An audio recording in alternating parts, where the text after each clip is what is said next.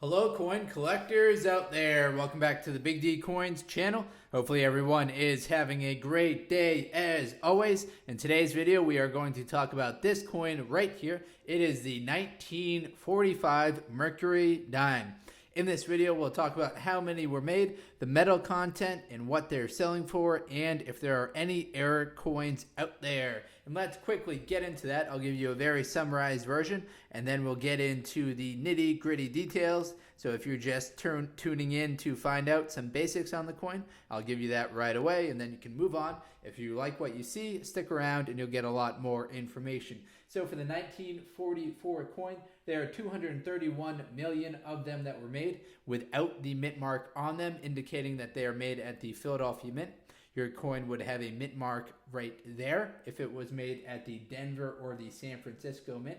At the fine 12 condition, keep in mind the coin grading scale goes all the way up to 70, so a coin graded 12 out of 70 isn't very good. Those are going to be worth $2.75. At a very fine condition, those will be worth $3. Extremely fine, 40. Mint state 60 will be worth $7 or $6, depending on if your coin has a mint mark or not. And then we get into the 12 for a 63 and a 25 for a 65. So those are the basic prices. We've got $2.75, as I said, for the kind of the entry level coin.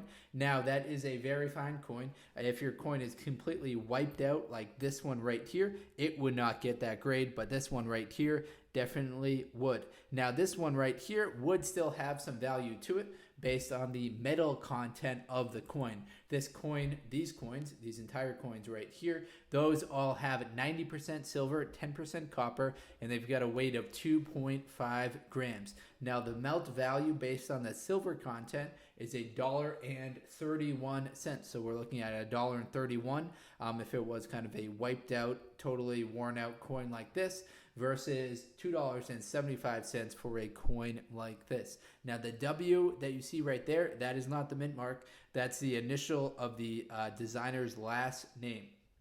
Now unfortunately there aren't any error coins that are called out in the Cherry Picker's Guide. Excuse me, there is one error coin in the Cherry Picker's Guide. It's a 1944 Denver Mint repunched mint mark. So if you've got a Denver Mint coin, check out the reverse side right here where the mint mark is. And if you've got some repunched mint mark, then your coin might be worth more than just the regular one that we see right here that doesn't contain any errors. And the Cherry Picker's Guide has $50 price guide for that coin at a mint state 65. That's where your mint mark will be located. I just pulled in another Mercury dime as an example. So what else did we want to talk about? How many were made? We hit upon that. We talked about the metal content. We talked about what they are selling for in the kind of the average condition. And we talked about any error coins that were associated with those. Now, I also want to mention the resources that I use to make these videos. I use the Cherry Picker's Guide to Rare Die and Variety Coins. That's a book that you have to purchase, as well as the Red Book. That is a book as well. It's a guide book of United States coins. It's called the Red Book because it's got a red cover to it. I also use the PCGS price guide, which is an online resource which shows you what PCGS graded coins have sold for at auction results. And they also have a rarity and survival guide, as well as they have all kinds of price guides associated with their coins. All right, so those are the basics. Now let's get into some of the details associated with this coin. The Mercury dime, it might be your first time seeing one of these coins. They are made from 1916 up until 1945. The Barber dime was also made in 1916, so it was kind of a crossover year. The Barber dime was made from 1892 for the Barber dime up until 1916. Then from 1916 to 1945, we had the Mercury dime. Now, the Mercury dime wasn't the official name of the coin. The official name of the coin was actually the Winged Liberty head. Now, as we can see, this is, well, you might not be able to see, but it's Lady Liberty. That's who this is a portrait of. Now, she's wearing a winged cap. People started to nickname it the Mercury dime. because of the Roman god Mercury would also wear a similar cap like this that had the wings on it. So that's why people named it people nicknamed it the Mercury dime instead of calling it the full name, which is the Winged Liberty Head dime. As I mentioned, the designer's last name initial is right there. The designer was Adolf Weinman, who designed this coin right here.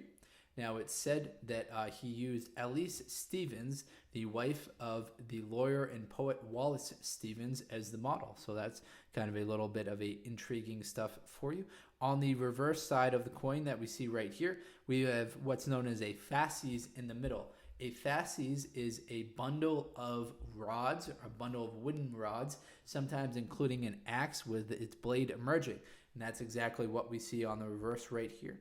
See the bundle of rods, and then we've got the axe head emerging at the top. Going across right here, we also see a olive branch. So we've got kind of all kinds of things going, all kinds of symbolism here going on in the back. We've got the olive branch for peace. We've got the bundle of the woods for kind of wood and rods for kind of solidarity. But then we've got the aggression of the axe head up here on the top. If you want to get your coin, if your coin is going to be worth a lot of money, we're talking thousands of dollars, it will have to have the split bands designation to it, also known as the full bands designation. So we can see going horizontally across the bundle right here, there are these bands, 1, 2, 3, and 4. And for yours to be worth a lot of money, you have to be able to see this in full. Now, this is one of the high points of the coin, so it's one of the areas that will wear and tear the quickest. So it's unlikely that if your coin has circulated that those will still be intact. It also might not be intact if your coin wasn't struck well. So the coin, when they make the coin, the die kind of smashes into the planchette, and it doesn't always strike the coin as well as it really should. The dies wear out over time, so if you get one that was made at the early production process of that die, then it will strike the coin with much better detail than the end production. In some years, depending on kind of the budget, I would assume, of the mint, they wear out the dies more than others. They replace them more frequently. And the proof coins that they make, they make sure they have really nice dies for those. So that's the full bands designation. You might hear it related to the Mercury dime. You might also hear it related to the Roosevelt dime, which would have kind of the same principle associated with it. The Roosevelt dimes, the bands are on a torch and not on a fasces, so that's where they are on the Roosevelt dime. This is where they are on the Mercury dime. All right, I think we covered upon plenty in today's video. Hopefully we gave you some great information on the 1944 Mercury dime. Thank you very much, everyone, and best of luck coin collecting out there. Enjoy.